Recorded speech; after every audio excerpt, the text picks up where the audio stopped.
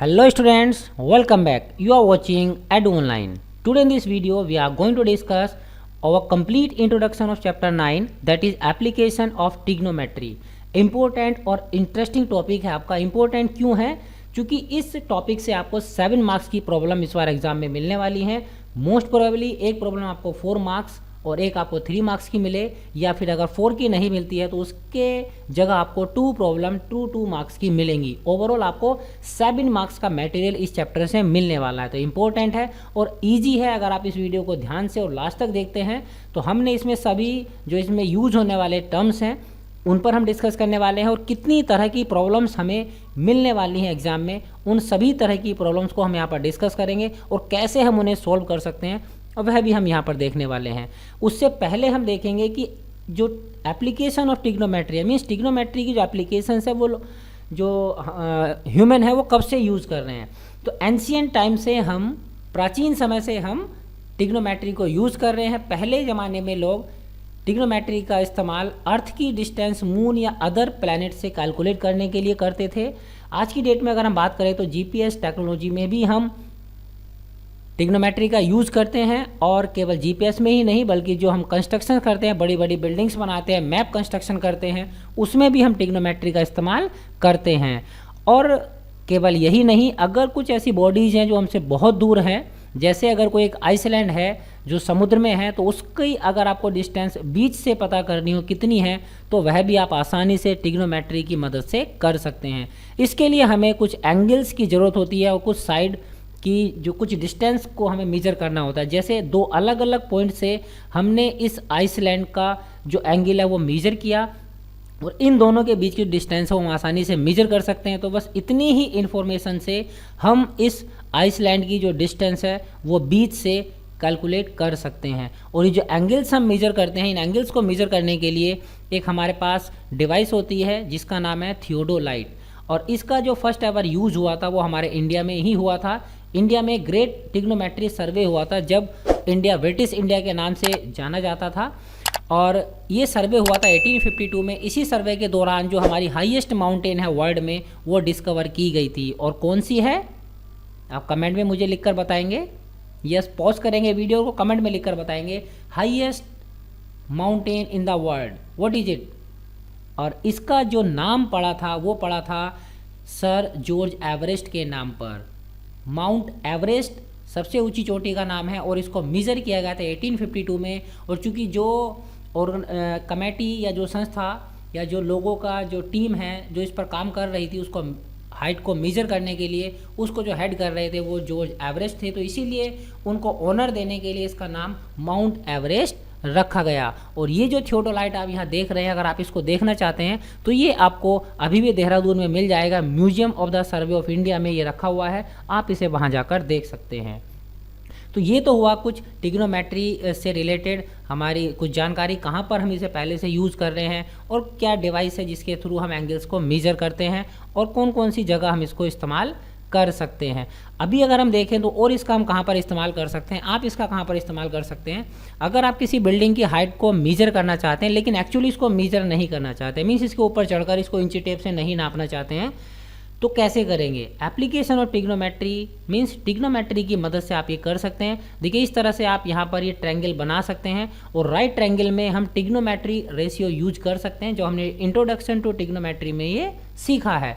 तो right triangle यहाँ पर अगर बन रहा है और ये एंगल हम मेजर कर सकते हैं तो हम इस बिल्डिंग की हाइट को मेजर कर सकते हैं. कैसे करेंगे आगे अभी इसी प्रॉब्लम को हम सॉल्व भी करेंगे, लेकिन उससे पहले कुछ और चीज़ें हैं जो हम डिस्कस करेंगे.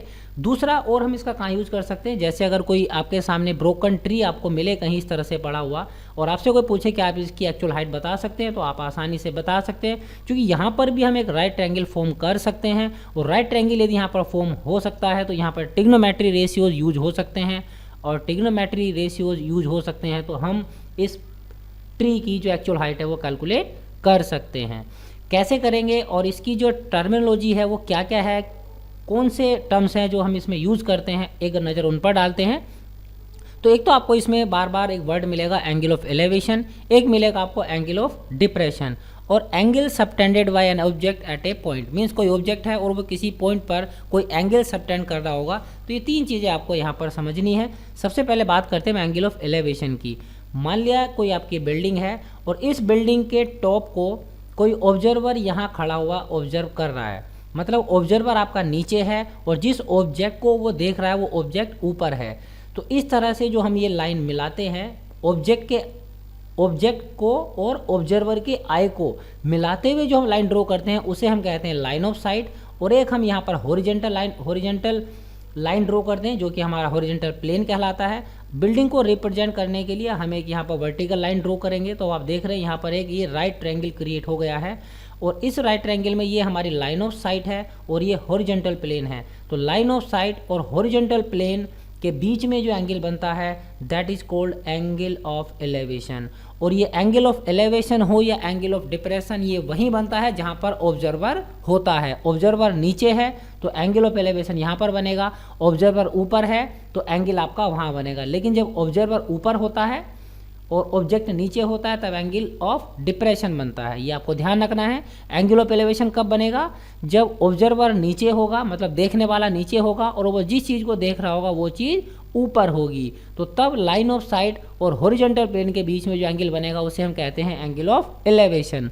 अब इसमें एक चीज़ आपको यहाँ पर जो ध्यान रखनी है वो ये है, कभी कभी जो ऑब्जर्वर होगा उसकी हाइट के बारे में आपको प्रॉब्लम में कहेगा कि ऑब्जर्वर की हाइट 1.2 मीटर है। तो अगर 1.2 मीटर ऑब्जर्वर की हाइट हमें दी गई है तो फिर जो एंगल ऑफ एलिवेशन बनेगा वो इस तरह से बनेगा। ऑब्जर्वर के आई से हम लाइन ऑफ साइट ड्रॉ करेंगे और एक हॉरिजॉन्टल प्लेन हम यहाँ पर ड्रॉ करेंगे और एक हॉरिजॉन्टल प्लेन ऑब्जर्वर के आई पर यहाँ पर एक इमेजिनरी लाइन हम ड्रॉ करेंगे। तो अब इस हॉरिजॉन्टल प्लेन और इस लाइन ऑफ साइट के बीच में जो एंगल बनेगा वो आपका कहलाएगा एंगल ऑफ एलिवेशन। अगर हाइट ऑब्जर्वर की नहीं दी गई है, उसको यूज नहीं किया गया है, तब तो फिर हमारा जो पहला ये हमने पहली स्लाइड देखी थी यहीं पर हमारा इसी पॉइंट पर एंगल ऑफ एलिवेशन बन जाएगा। लेकिन अगर हाइट हमारे लिए दी गई है तो फिर हमें क्या करना है, जिस पॉइंट से उस ऑब्जेक्ट को देखा जा रहा है, मतलब ऑब्जर्वर के आई से, वहाँ पर हमारा एंगल ऑफ एलिवेशन बनेगा। अगर हम बात करें एंगल ऑफ डिप्रेशन की, तो डिप्रेशन एंगल कब बनता है? जब हमारा जो ऑब्जर्वर है, देखने वाला जो है वो ऊपर है और ऑब्जेक्ट आपका नीचे है। मान लो बिल्डिंग के ऊपर कोई व्यक्ति खड़ा है और वो किसी कार को ऑब्जर्व कर रहा है, तो इस केस में जो एंगल बनेगा वह कहलाएगा एंगल ऑफ डिप्रेशन। कहाँ पर बनेगा? ऑब्जर्वर के आई से ऑब्जेक्ट को मिलाने वाली एक लाइन हम ड्रॉ करेंगे, इसे तो हम लाइन ऑफ साइट ही कहते हैं। अब यहाँ पर हम एक हॉरिजॉन्टल प्लेन ड्रॉ करेंगे। अब चूंकि हॉरिजॉन्टल प्लेन हम यहाँ नीचे ज़मीन पर ड्रॉ करेंगे, अर्थ के पैरेलल जो लाइन होती है उसे हम क्या कहते हैं? Horizontal plane. अब हॉरिजॉन्टल प्लेन और लाइन ऑफ साइट के बीच में एंगल बनता है, ये हमने पहले देखा था। लेकिन कहाँ पर बनता है? जहाँ ऑब्जर्वर होता है। क्योंकि लाइन ऑफ साइट और हॉरिजॉन्टल प्लेन तो ये भी हो गया, तो ये एंगल ऑफ डिप्रेशन नहीं कहलाएगा। कहाँ पर बनेगा एंगल? जहाँ ऑब्जर्वर होगा। तो फिर ऑब्जर्वर के आई से इस हॉरिजॉन्टल प्लेन के पैरेलल एक लाइन हम ड्रॉ करेंगे और इनके इस हॉरिजॉन्टल प्लेन और लाइन ऑफ साइट के बीच में जो एंगल बनेगा वह कहलाएगा आपका एंगल ऑफ डिप्रेशन। अब चूंकि ये दोनों लाइन पैरेलल हैं, यह भी हॉरिजॉन्टल प्लेन है और यह लाइन भी क्या है? हॉरिजॉन्टल प्लेन है, तो ये हमारा ट्रांसवर्जल कहलाएगा। और ये जो हमारा एंगल बनेगा यहाँ पर, ये इस एंगल ऑफ डिप्रेशन के इक्वल होगा क्योंकि अल्टरनेट इंटीरियर एंगल है। तो कैलकुलेशन में हम इस चीज़ को यूज करेंगे, जितना एंगल ये होगा उतना ही एंगल ये होगा। और यहाँ पर चूंकि हमारा राइट ट्रायंगल बन रहा है तो इसलिए हम ये एंगल इसके बराबर लेकर आगे कैलकुलेशन में यूज करने वाले हैं। कैसे करेंगे वह भी हम देखेंगे जब हम आगे प्रॉब्लम डिस्कस करेंगे।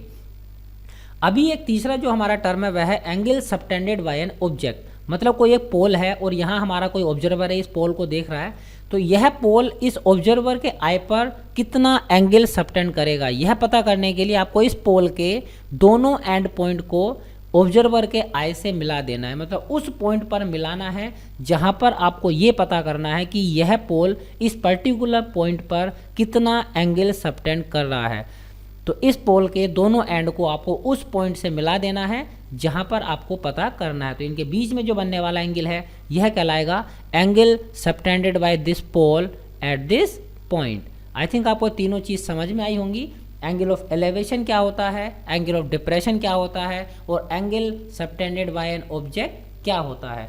अभी हम देखेंगे और किन चीज़ की आवश्यकता हमें पड़ने वाली है एप्लीकेशन ऑफ ट्रिग्नोमेट्री में। तो ट्रिग्नोमेट्री रेशियोज की हमें आवश्यकता होती है। अभी यहाँ पर देखिए कुछ और है आपके लिए, मैं अभी ये भूल गया था। ठीक है, अगर यहाँ पर फिर से वही, अगर जो ऑब्जर्वर है उसकी हाइट का जिक्र नहीं किया गया है, केवल एक पॉइंट है, तो आपका ये जो पोल है इस पॉइंट पर जो एंगल सब्टेंड करेगा वो ये होगा। लेकिन अगर ऑब्जर्वर की हाइट को भी हमने यूज किया है तो फिर ऑब्जर्वर की आई यहाँ पर है, तो इस यहाँ से दोनों एंड पॉइंट से हम इस ऑब्जर्वर के आई पर मिलाएंगे तो इनके बीच में जो बनने वाला एंगल है ये कहलाएगा angle subtended by this pole at the eye of this observer. Next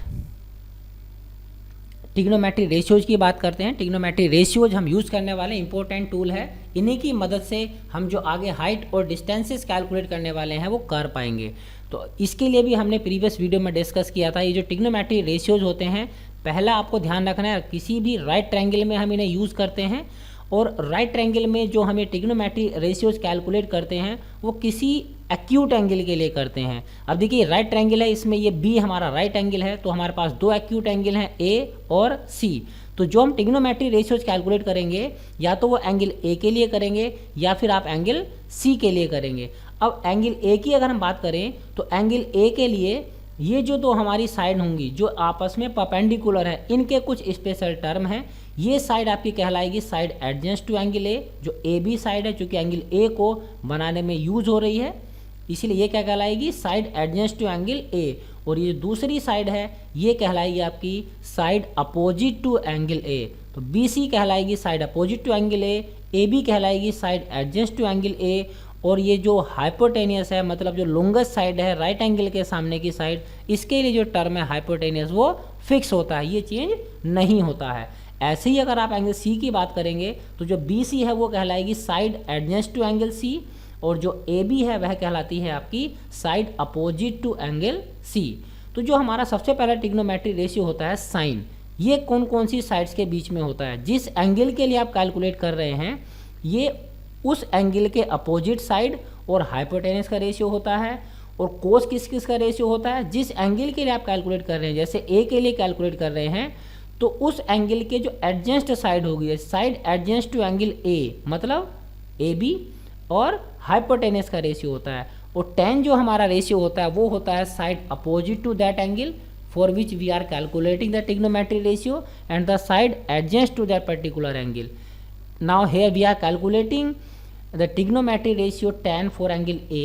So this will be equal to side opposite to angle A and side adjacent to angle A. It means BC upon AB. तो तीन हमारे ये तीन main trigonometry ratio होते हैं और इन तीनों में एक रिलेशन होता है, that is tan A is equal to sine A upon cos A।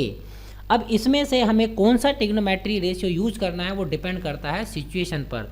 कैसे, मान लें आपको एंगल ए पता है और आपको हाइपोटेनियस पता है, एंगल ए पता है और हाइपोटेनियस पता है, और आपको ये ए बी साइड पता करनी है। तो आप देखेंगे कि एंगल ए के लिए ये ए बी क्या है, side adjacent to angle A, और ये हाइपोटेनियस तो फिक्स है। तो इस एंगल के जो एडजेंस्ट साइड होती है और जो हाइपोटेनियस होता है उन दोनों में कौन सा ट्रिग्नोमेट्री रेशियो होता है, ऑब्वियसली कोस होता है। तो आप कोस इस्तेमाल करेंगे तो आप ये जो साइड एडजेंस्ट टू एंगल ए है ये आप इजीली कैलकुलेट कर पाएंगे। सिमिलरली अगर आपको ये साइड पता करनी है, side opposite to angle A और हाइपोटेनियस आपको दिया गया है और एंगल ए आपको दिया गया है, तो side opposite to angle A और हाइपोटेनियस का जो रेशियो होगा वो क्या होगा, साइन होता है। तो आपको साइन यूज़ करना है आगे, और हम इसको जब यूज़ करेंगे तब आपको और क्लियर हो जाएगा। तीन तो हमारे मेन ट्रिग्नोमेट्री रेशियो होते हैं और तीन हमारे इन ट्रिग्नोमेट्री रेशियोज के रेसिप्रोकल होते हैं। जैसे कोसेक ए साइन का रेसिप्रोकल होता है, सेक कोस का रेसिप्रोकल होता है, और कोट टेन का रेसिप्रोकल होता है। अभी इसके बाद जो हमें जरूरत पड़ेगी वो पड़ेगी ट्रिग्नोमेट्री टेबल की। ये ट्रिग्नोमेट्री टेबल आपको लर्न होनी चाहिए। इसमें कुछ स्पेसिफिक एंगल्स के लिए हम ट्रिग्नोमेट्री रेशियोज कैलकुलेट करते हैं, वो 30, 45 एंड 60 जो आपके सिलेबस में है। वो जो ट्रिग्नोमेट्री रेशियोज आप यूज़ करेंगे जिन एंगल्स के लिए वो 30, 45 और 60 तक ही लिमिट हैं। तो 30, 45 और 60 की वैल्यू आपको साइन कोस और टेन की लर्न होनी चाहिए। जैसे साइन 30 की बात करें तो 1/2, साइन 45 1/√2 और कोस 60 होता है हमारा √3/2। अब कोस में क्या होगा, देखिए साइन की अगर वैल्यू आपको याद है तो आप कोस की आसानी से इसी से बना सकते हैं। जो साइन 0 की वैल्यू है वो कोस 90 की होगी, जो साइन 90 की है वो कोस 0 की हो जाएगी, जो साइन 30 की है वह कोस 60 की होगी, और जो साइन 60 की है वह वैल्यू कोस 30 की होती है, और 45 की दोनों वैल्यू सेम होती है। और हमें पता है tan होता है साइन अपॉन कोस, तो 0 को 1 से डिवाइड करेंगे तो 0, 1/2 को 3/2 से डिवाइड करेंगे तो 1/√3 tan 30 की वैल्यू हो जाएगी। ऐसी tan 45 की वैल्यू पता करनी है तो साइन 45 अपॉन कोस 45 दोनों एक जैसे हैं, कट जाएंगे तो 1, और सिमिलरली tan 60 की वैल्यू आती है हमारी √3, और 90 की जब वैल्यू कैलकुलेट करेंगे तो 1 को डिवाइड करना होगा 0 से, और 0 से जो डिवीजन है वो डिफाइन नहीं है, तो इसलिए tan 90 की वैल्यू नॉट डिफाइन रहती है। तो ट्रिग्नोमेट्री रेशियोज और ट्रिग्नोमेट्री टेबल की हमें आवश्यकता पड़ने वाली है, किसमें? एप्लीकेशन ऑफ ट्रिग्नोमेट्री में। अभी हम चलते हैं प्रॉब्लम्स पर। सबसे पहले हम बात करते हैं टाइप 1। टाइप 1 में हमें किस प्रकार की प्रॉब्लम मिलेंगी? देखिए जिनमें केवल एक ही ट्रायंगल इन्वॉल्व होगा, एक ही राइट एंगल इन्वॉल्व हो, ऐसी आपको प्रॉब्लम मिल सकती हैं, और ये आपको 2 मार्क्स का इस तरह की जो प्रॉब्लम है वो मिल सकती है। 3 की भी हो सकती है, लेकिन ज़्यादा चांसेस 2 मार्क्स के हैं। जैसे हमने देखा था कि ब्रोकन ट्री की अगर हमें एक्चुअल हाइट पता करनी है तो कैसे करेंगे, ये वही एग्जाम्पल है। तो यहाँ पर देखिए हम आसानी से एक ट्रायंगल ABC क्रिएट कर सकते हैं जो कि राइट एंगल होगा एंगल B पर। तो जो साइड AC होगी वो हमारी हाइपोटेनस कहलाएगी, और जो BC होगी, अब चूंकि देखिए एंगल A हमें 30 दिया गया है, तो इस एंगल के लिए A के लिए जो BC है वो क्या है? Side opposite to angle A, और साइड जो अपोजिट होती है एंगल A के उसे हम परपेंडिकुलर भी कहते हैं, और जो एडजेंट साइड होती है उसे हम बेस भी कहते हैं। तो मतलब हमें हाइपोटेनस हो गया ये AC, परपेंडिकुलर हो गया आपका BC, और AB हो गया आपका बेस। अब हमें क्या पता करना है? देखिए अगर इस ट्री की टोटल हाइट पता करनी है तो उसके लिए हमें BC और AC ये दोनों पता होने चाहिए। दोनों अगर हमें पता होंगे तो हम दोनों को ऐड कर देंगे और हमें इस ट्री की टोटल हाइट पता चल जाएगी। तो इसके लिए अब आपके पास चॉइस है, आप चाहे तो पहले AC पता करें या BC पता करें। तो हम सबसे पहले क्या पता करते हैं? AC पता करते हैं। अब AC पता करने के लिए देखिए AC क्या है? हाइपोटेनियस है, और जो AB है वह क्या है? बेस है, और इस एंगल के लिए A के लिए बेस है, और C के लिए क्या होता है? ये परपेंडिकुलर होता। ये ध्यान रखना है आपको। C के लिए क्या कहलाएगा? Side opposite to angle C, और साइड अपोजिट जो होती है एंगल के उसके लिए हम एक टर्म परपेंडिकुलर भी यूज करते हैं, और चाहे तो आप side opposite to angle A या side adjacent to angle A इसी से काम चला सकते हैं। तो कुल मिलाकर अभी हमें क्या करना है? हाइपोटेनस पता करना है, और बेस हमें दिया गया। तो बेस और हाइपोटेनस में कौन सा ट्रिग्नोमेट्री रेशियो होता है? ऑब्वियसली अभी हमने देखा था कोस होता है, तो हम कोस A इस्तेमाल करेंगे। कोस A इक्वल होगा side adjacent to angle A मतलब AB, और हाइपोटेनस मतलब AC। अब A क्या है? हमारा 30 है, रिप्लेस करेंगे कोस 30, AB को रिप्लेस करेंगे 8 से, और AC को ऐसे रखेंगे। कोस 30 की वैल्यू होती है √3/2, और ये भी हमारा ऐसे रहे, क्रॉस मल्टीप्लाई करेंगे तो AC हमें मिल जाएगा 16/√3। ये हमें AC यहाँ से यहाँ तक पता चल गई है। अब देखिए इस ट्रायंगल की 2 साइड हमें पता है, AC और AB, तो तीसरी साइड आप पाइथागोरस थ्योरम से भी कैलकुलेट कर सकते हैं आप चाहें तो, या फिर आप ट्रिग्नोमेट्री रेशियो से भी पता कर सकते हैं। अब हमें ये BC पता करना है, और एंगल A हमें दिया गया है, तो एंगल A के लिए जो BC है वह क्या है? Side opposite to angle A। अब इसके अलावा बाकी दोनों हमें साइड पता है, तो चाहे तो आप side opposite to angle A का रेशियो आप एडजेंट से निकालें, मतलब tan आप इस्तेमाल कर सकते हैं, या फिर आप परपेंडिकुलर और हाइपोटेनियस के लिए आप साइन भी इस्तेमाल कर सकते हैं। अभी चूंकि बेस हमें दिया गया है, परपेंडिकुलर कैलकुलेट करना है, तो परपेंडिकुलर और बेस में जो ट्रिग्नोमेट्री रेशियो होता है वो होता है 10, तो हम 10 यूज़ करेंगे यहाँ पर। tan 30 इक्वल होगा हमारे परपेंडिकुलर या side opposite to angle A that is BC upon this one 8। tan 30 की वैल्यू को रिप्लेस करेंगे 1/√3 से, और BC अपॉन 8 ऐसे ही रखेंगे, क्रॉस मल्टीप्लाई करेंगे तो मिल जाएगा हमें BC is equal to 8/√3। BC यहाँ से यहाँ तक, AC यहाँ से यहाँ तक, और टोटल जो इस ट्री की हाइट है वह क्या हो जाएगी? AC plus BC। So total height will be this one. दोनों का डेनोमिनेटर सेम है तो हमारा वही एलसीएम हो जाएगा, न्यूमरेटर सिंपल ऐड हो जाएंगे। और जब कभी भी हमारा डेनोमिनेटर इरेशनल नंबर होता है तो हमें आंसर रेशनलाइज करना होता है, रेशनलाइज करके ही हमें आंसर देना होता है। तो कैसे करेंगे, √3 से इसे ऊपर नीचे मल्टीप्लाई कर लेंगे तो ऊपर हो जाएगा 24 √3 और नीचे हो जाएगा 3। 3 से 24 8 टाइम कैंसिल हो जाएगा तो 8 √3 will be the total height of this tree. तो इस तरह से आपको यहाँ पर समझना क्या है कि अगर आपको एक एंगल और एक साइड आपको दी गई है तो ट्रिग्नोमेट्री रेशियोज की मदद से आप बची हुई दोनों साइडें पता कर सकते हैं, जैसे हमने इसमें किया। तो हर बार आपको इसी तरह की प्रॉब्लम मिलेगी जिसमें एक ट्रायंगल होगा, कभी आपको एंगल सी दे देगा, कभी ए दे देगा, 8 की जगह आपको ये BC दे सकता है या फिर AC दे सकता है। तो ट्रिग्नोमेट्री रेशियो आपको ये 3 ही यूज़ करने हैं और एंगल भी आपको 3 ही मिलने वाले हैं, 30, 45 और 60।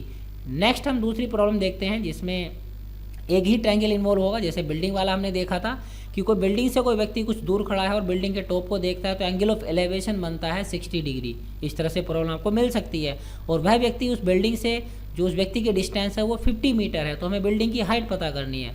तो यहाँ पर के लिए हमें दिखाई दे रहा है एक राइट ट्रायंगल बनता हुआ और ये एंगल C हमें दिया गया है। तो एंगल C के लिए जो AB है वो परपेंडिकुलर होगी या side opposite to angle C, और जो BC है वह कहलाएगी side adjacent to angle C या फिर बेस। तो इस बार हमें परपेंडिकुलर कैलकुलेट करना है और बेस हमें दिया गया है।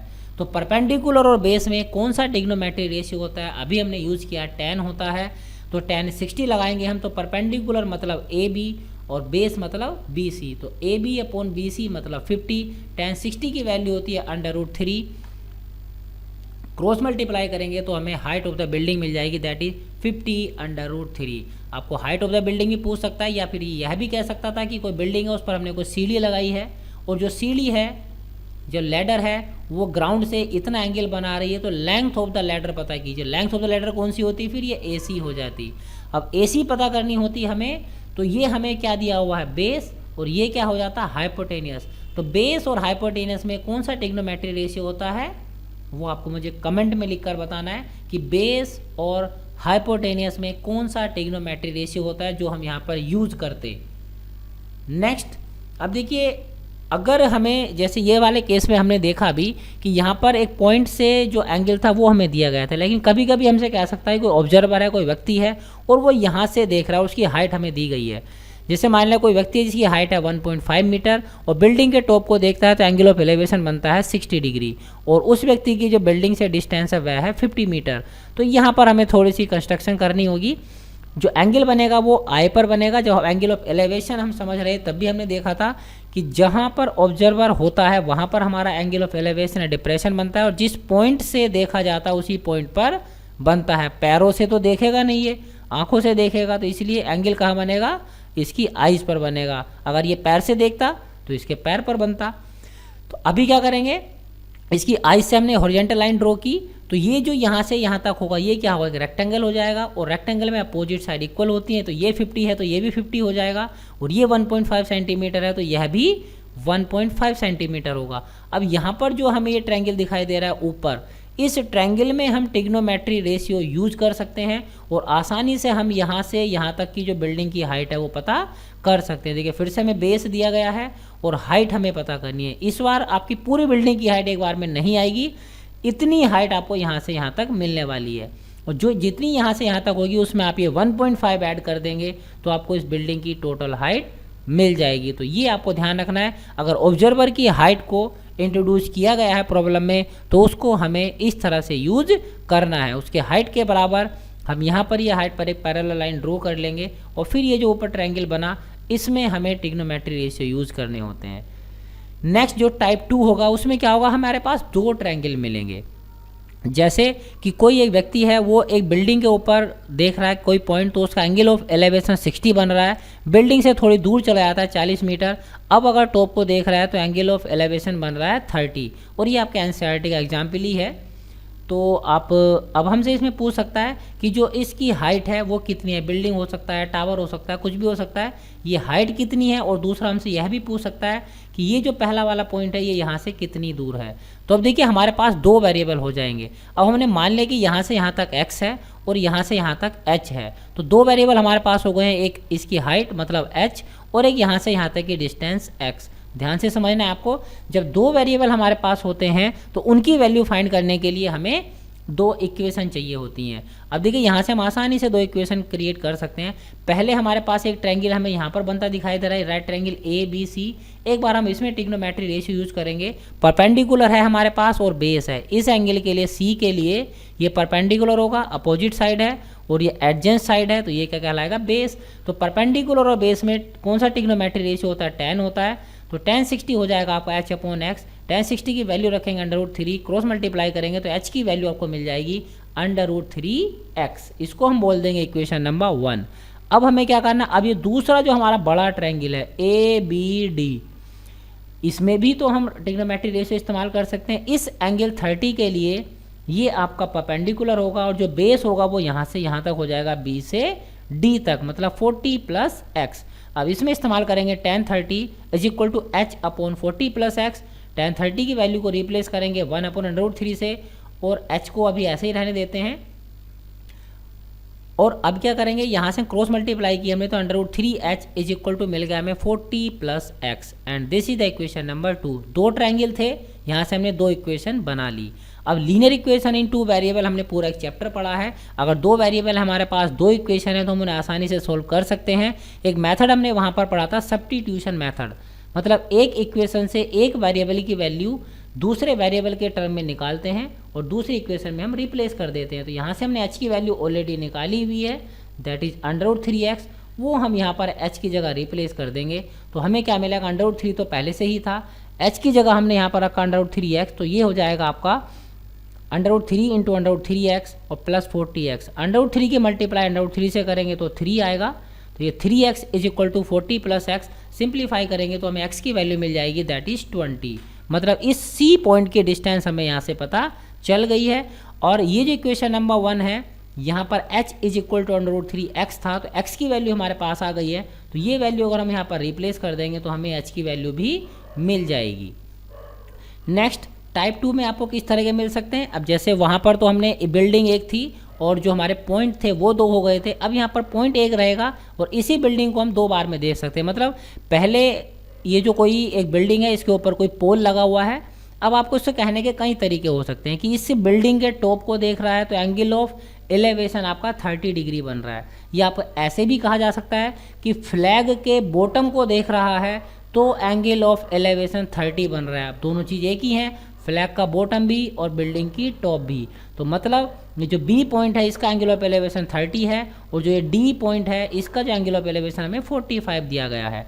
और यहाँ पर हमें इसकी हाइट भी दी गई है 10 मीटर इस बिल्डिंग की, और हमें पता करना है हाइट ऑफ द फ्लैग, ये फ्लैग कितना ऊंचा है। तो देखिए इसको पता करने के लिए हमें इसकी आवश्यकता होगी, यानी कि ए से पी तक की जो डिस्टेंस है। यहाँ पर भी दो ट्रायंगल हमें बनते दिखाई दे रहे हैं, एक हमारा हो गया ए पी बी और एक हो जाएगा हमारा ए डी बी। दो ट्रायंगल हैं तो दो बार हम ट्रिग्नोमेट्री रेशियो यूज कर सकते हैं। दो ही वेरिएबल्स हैं जिनकी हमें वैल्यू पता करनी है, तो इन दोनों वेरिएबल्स की वैल्यू आसानी से हम पता कर सकते हैं। कैसे करेंगे, सबसे पहले हम ट्रिग्नोमेट्री रेशियो यूज करेंगे ए पी बी में, तो यहाँ मिलेगा हमें, चलिए पहले मैंने यहाँ नहीं किया है, पहले मैंने क्या किया है ए पी डी में कर लिया है। तो इसमें सॉरी इसी में किया है ए पी बी में, ये 30 है ना। तो tan 30 इक्वल टू हो जाएगा आपका perpendicular, that is A B upon base मतलब x। तो यहाँ से डायरेक्टली हमें tan की 30 की वैल्यू हमें पता है, तो हम x की वैल्यू आसानी से कैलकुलेट कर पाएंगे। यहाँ से x की वैल्यू निकालेंगे तो क्या आ जाएगी, देखिए tan√3। अब हम बड़े वाले ट्रायंगल में लगाएंगे tan 45, that is tan + h/x। tan 45 की वैल्यू होती है 1 और ये हम ऐसे ही रखेंगे tan + h/x। क्रॉस मल्टीप्लाई करेंगे तो मिलेगा h = x - 10 और x की वैल्यू हमने पहले ही निकाल रखी है tan√3, तो वो हम यहाँ पर रख देंगे तो मिलेगा h = tan√3 - 10। अब देखिए इसको कैसे सोल्व करेंगे, या तो आप √3 की वैल्यू रख दें यहाँ और 10 से मल्टीप्लाई करें और बाद में 10 माइनस कर दें, या इन दोनों में से आप 10 कॉमन ले सकते हैं और √3 - 1 इस तरह से भी आप आंसर को छोड़ सकते हैं। और अगर √3 की वैल्यू आपको दी गई है तब आपको फिर यहाँ पर √3 की वैल्यू रखनी होगी और तब आपको आंसर देना होगा। अगर प्रॉब्लम में √3 की वैल्यू नहीं है तब आप अपना आंसर यहाँ पर भी छोड़ सकते हैं।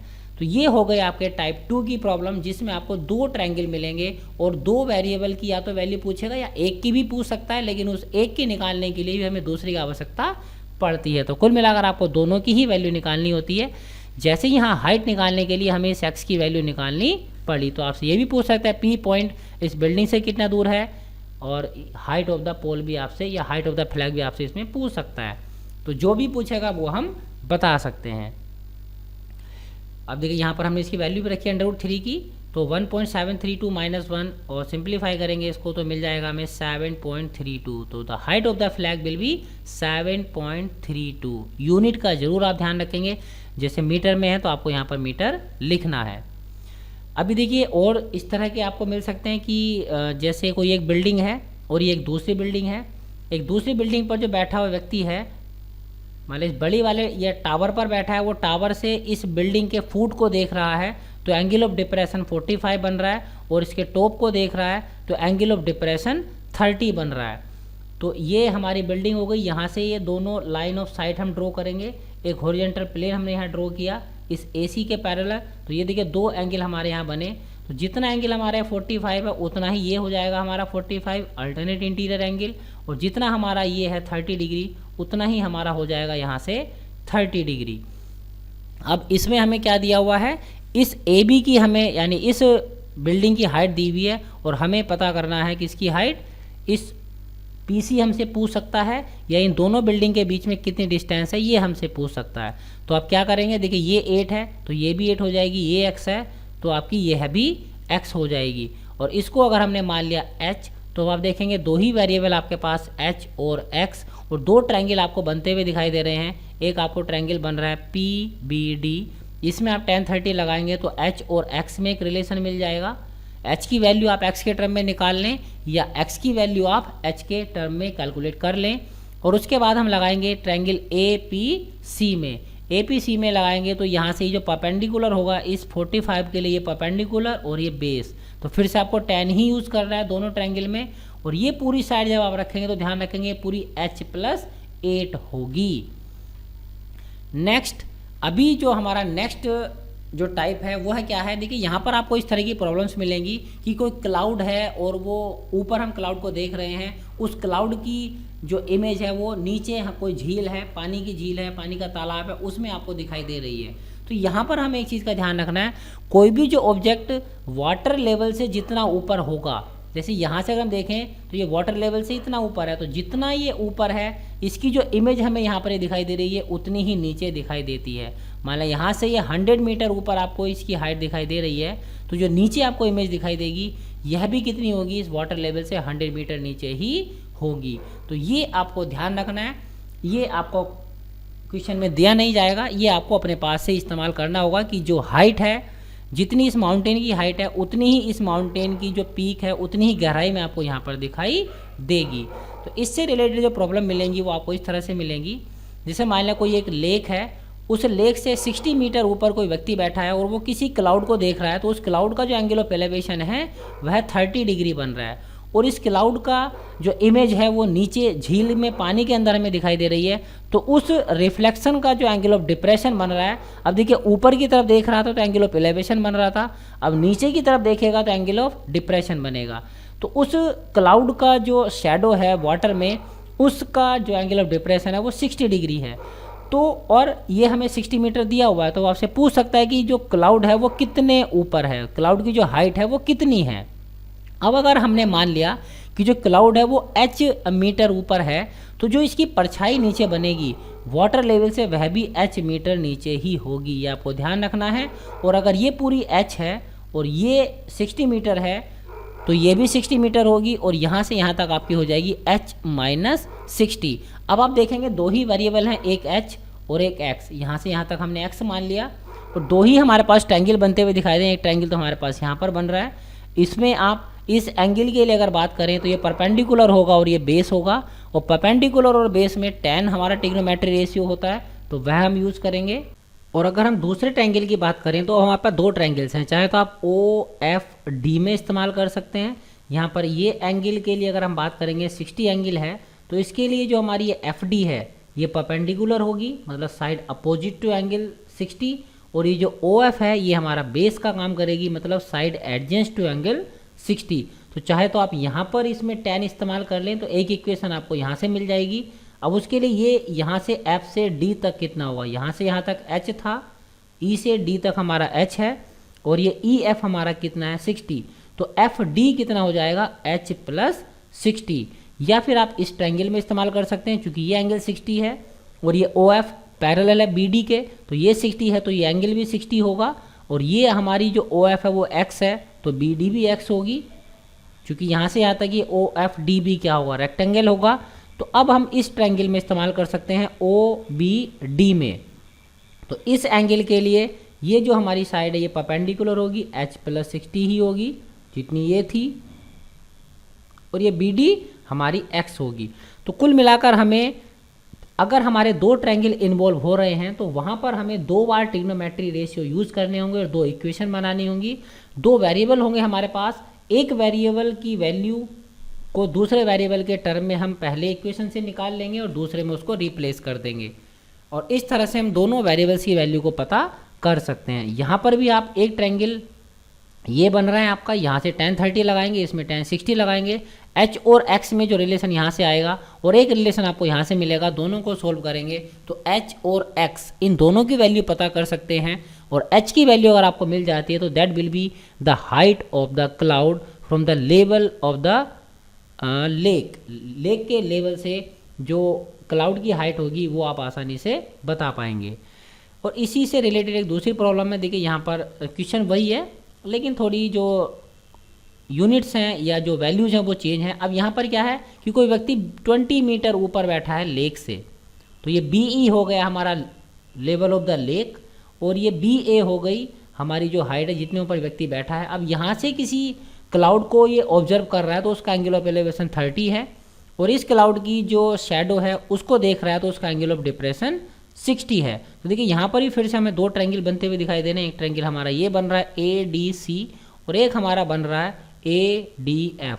इन दोनों ट्रायंगल्स में हमें ट्रिग्नोमेट्री रेशियो यूज़ करने हैं, और कौन सा ट्रिग्नोमेट्री रेशियो हम इनमें यूज़ करेंगे वो आपको मुझे कमेंट में लिख कर बताना है कि ए डी सी में हम कौन सा ट्रिग्नोमेट्री रेशियो यूज़ करेंगे और ए डी एफ में हम कौन सा ट्रिग्नोमेट्री रेशियो यूज़ करने वाले हैं। तो ये तो हो गया आपका थर्ड टाइप की प्रॉब्लम, जहाँ पर आपको कोई क्लाउड या कोई भी चीज़ आसमान में उड़ती हुई होगी और उसका रिफ्लेक्शन आपको नीचे वाटर में दिया गया होगा, तो उस तरह की प्रॉब्लम्स को आप कैसे सोल्व करेंगे। तो यहाँ पर एक ही चीज़ आपको याद रखने के लिए कि किसी भी चीज़ का जो जितनी ऊपर होती है उसका इमेज वाटर के नीचे उतना ही आपको दिखाई देता है। अब जो टाइप 4 की प्रॉब्लम है वो कैसी होंगी, जैसे हमारे एनसीईआरटी से मैंने एक प्रॉब्लम ली है, कोई स्टेट हाईवे है जो कि टावर की तरफ जा रहा है, तो मान लिया टावर है और ये हमारा ए बी है, और एक स्टेट हाईवे है जो सी ए है जो टावर की तरफ जा रहा है। एक मैन है जो कि इस टावर के टॉप पर खड़ा है और वो ऑब्जर्व करता है कि कोई एक कार है जो इस हाईवे पर आ रही है, और उस का जो एंगल ऑफ डिप्रेशन है वो कितना है 30 डिग्री। तो एंगल ऑफ डिप्रेशन के लिए हम क्या करेंगे, देखिए यहाँ से पैरेलल लाइन ड्रॉ करनी होगी हमें, यहाँ बी से हम ड्रॉ करते हैं और ये जो एंगल बनेगा ये हमारा क्या कहलाता है एंगल ऑफ डिप्रेशन। मैंने सुविधा के लिए पहले यहाँ पर ये एंगल ऑफ डिप्रेशन को यहाँ बना लिया, लेकिन बनेगा कहाँ यहाँ पर, और उसके बराबर आपका ये एंगल होता है। और उसने फिर कहा कि थोड़ी देर के बाद वो गाड़ी टावर के पास आ रही है तो उसका एंगल ऑफ डिप्रेशन वो फिर से देखता है तो कितना बन जाता है 60 बन जाता है। तो यहाँ पर आपको थोड़ा ये कर लेना है, मैंने यहाँ पर मिस कर दिया है। एक लाइन यहाँ से आपको बी से पैरेलल ड्रॉ करनी है ए सी के, और जो ये लाइन होगी आपकी, ये जो एंगल होगा पहला ये एंगल ऑफ डिप्रेशन होगा 30 और दूसरा जो होगा वो 60 होगा, और बाद में आपको ये 30 और 60 दिखाना है। तो अभी हमसे पूछ रहा है, क्या कह रहा है, कितने सेकंड के बाद, 6 सेकंड के बाद जो देखता है तो एंगल ऑफ डिप्रेशन 60 दिखाई देता है। तो 6 सेकंड के बाद यहाँ से यहाँ पहुँच गया है, तो हमें पूछ रहा है कि जो कार को कितना टाइम लगेगा डी से ए तक पहुँचने में, डी से ए तक पहुँचने में कितना टाइम लगेगा। तो देखिए यह पता करने के लिए हमें क्या करना है, अगर हमें ये डिस्टेंस पता हो और स्पीड हमें पता हो तो हम आसानी से टाइम पता कर सकते हैं कि कितना टाइम लगेगा। तो स्पीड भी हमें नहीं पता है तो हम क्या करेंगे, स्पीड को मान लेंगे हम कि जो इसकी स्पीड है वो कितनी है x मीटर पर सेकंड है। तो C से D तक जाने में उसे कितना समय लग रहा था 6 सेकंड, तो C से D तक जाने में उसको कितना डिस्टेंस कवर करनी पड़ेगी वो हम पता कर सकते हैं। Distance travel by car to reach from C to D 6x, second लिखा मैंने, इसको कट कर लेंगे मीटर लिख लेंगे 6x मीटर। तो ये C से D तक हमारी कितनी हो जाएगी 6x हो जाएगी। तो अब हमें क्या करना है, अब हमें जो AD की वैल्यू है वो हम x के टर्म में पता करेंगे, क्योंकि x क्या है, स्पीड है, और हमें पता करना है टाइम। टाइम का फॉर्मूला होता है डिस्टेंस अपॉन स्पीड। अगर ये डिस्टेंस हमने x के टर्म में पता की तो उसको हमें स्पीड x से ही डिवाइड करना है, तो x से x कैंसिल हो जाएगा और हमें जो वैल्यू मिलेगी वो कांस्टेंट होगी, मतलब नंबर होगी। तो यही हम यहाँ पर करने वाले हैं। हमने मान लिया इसकी हाइट h है और जो AD है वो कितनी है, y है। अब आप देखेंगे फिर से दो ट्रायंगल बन गए हमारे, एक ट्रायंगल यहाँ और एक ट्रायंगल आपका ये पूरा वाला। तो इन दो ट्रायंगल में इस बार 3 वेरिएबल हैं, तो 3 वेरिएबल हैं, तो हमें क्या करना है, y की जो वैल्यू है वो x के टर्म में कैलकुलेट करनी है। That's it. x के टर्म में ही क्यों करनी है, क्योंकि x हमने अपने पास से वेरिएबल इंट्रोड्यूस किया था स्पीड के लिए, और बाद में हमें टाइम निकालने के लिए स्पीड से डिवाइड करना है। स्पीड से डिवाइड करेंगे तो x से x कैंसिल हो जाएगा। तो पहले मैंने इस ट्रायंगल में लगाया ABD में tan 60 लगाऊंगा तो h/y मिलेगा। tan ही क्यों लगाया, क्योंकि परपेंडिकुलर और बेस हमारे पास ये थे, तो इन दोनों में हमें रिलेशन चाहिए था। तो यहाँ से हमें मिल जाएगा h = √3y। That is equation number 1। अब हम दूसरे ट्रायंगल में लगाएंगे, दैट इज tan 30। तो इसमें क्या होगा, परपेंडिकुलर है हमारा h और जो बेस है वो हो जाएगा हमारा y प्लस 6x। अब देखिए tan 30 की वैल्यू पता है, रिप्लेस करेंगे, h की वैल्यू हमने पहले से निकाल रखी है, उसको हम रिप्लेस करेंगे। तो हमें यहाँ से क्या मिल जाएगा, अभी क्रॉस मल्टीप्लाई की और बाद में हमने h को रिप्लेस किया √3y से, तो यहाँ से हमें मिलेगा 3y = y + 6। y को इधर ले आएंगे, 3y - y = 6x। तो यहाँ से मिल जाएगा y = 3x। यही हमें कर रहा था। इस y की वैल्यू हमें किसके टर्म में कैलकुलेट करनी थी, x के टर्म में कैलकुलेट करनी थी। अब हमें y मिल गई है, मतलब डिस्टेंस मिल गई है, तो आसानी से हम टाइम कैलकुलेट कर सकते हैं। टाइम इक्वल टू होता है आपका डिस्टेंस अपॉन स्पीड। डिस्टेंस हमारी 3x, स्पीड है हमारी x। 3x को x से डिवाइड करेंगे तो मिलेगा 3, मतलब 3 सेकेंड्स लगेंगे इसको A से D तक पहुंचने में। एक तरीका तो ये है जो आप कर सकते हैं, और इसी को हम एक और तरीके से कर सकते हैं। मान लिया हमने क्या किया, इस बार हम स्पीड नहीं मानते हैं, तो हम क्या करेंगे, स्पीड कैलकुलेट करेंगे। मान लिया h है, ये y है, तो हमने इसमें लगाएंगे tan 60 आ जाएगा हमारा h/y। h की वैल्यू आ जाएगी √3y, ये पहले जैसा ही हो गया। tan 30 लगाया हमने, तो यहाँ से हमें मिला that is √3h = y + cd। h की वैल्यू रखेंगे √3y, तो हमें यहाँ से मिल जाएगा दैट इज y की वैल्यू क्या मिल जाएगी, CD की वैल्यू हम निकालेंगे किसके टर्म में, y के टर्म में, 2y। CD हमारे आ गया 2y। और C से D तक जाने में हमें पता है डिस्टेंस, ये हमने कैलकुलेट कर ली 2y, और हमें टाइम पता था, कितना था, 6 सेकंड। तो यहाँ से हम स्पीड कैलकुलेट कर सकते हैं। तो अभी हमने स्पीड अगर निकालेंगे तो मिलेगा distance upon time, that is 2y/6। It means speed हो जाएगी y/3 मीटर/सेकेंड। अब ये स्पीड है हमारी और डिस्टेंस कितनी है, y। तो अब यहाँ पर हम क्या करेंगे, टाइम का फॉर्मूला लगाएंगे। टाइम का फॉर्मूला होता है आपका क्या, डिस्टेंस अपॉन स्पीड। तो डिस्टेंस है y, स्पीड है y/3, y से y कैंसिल हो जाएगा, 3 ऊपर जाएगा तो आपका टाइम आ जाएगा 3 सेकेंड्स। आप इस तरह से भी इसको कर सकते हैं। तो ये आपको 4 तरह की प्रॉब्लम्स है जो मिल सकती हैं। एक, या तो आपको सिंगल ट्रायंगल आपका इन्वॉल्व होगा, डबल ट्रायंगल इन्वॉल्व हो सकते हैं, या फिर आपके जो क्लाउड्स वाली प्रॉब्लम है वो आपसे पूछी जा सकती हैं, या फिर आपको जो टाइम से रिलेटेड प्रॉब्लम है ये आपसे पूछी जा सकती है। तो ये 4 तरह की प्रॉब्लम है जो आपको करनी आनी चाहिए, और आई थिंक आपको समझ आ गया होगा कैसे हम इन्हें कर सकते हैं। और यदि फिर भी कोई प्रॉब्लम है जो आपको समझ में नहीं आई है तो आप मुझे कमेंट कर सकते हैं। मैं कोशिश करूँगा कि नेक्स्ट वीडियो आपके लिए बनाऊँ और उसमें उस प्रॉब्लम को मैं कवर करूँ। तब तक के लिए सुरक्षित रहिए और सीखते रहिए।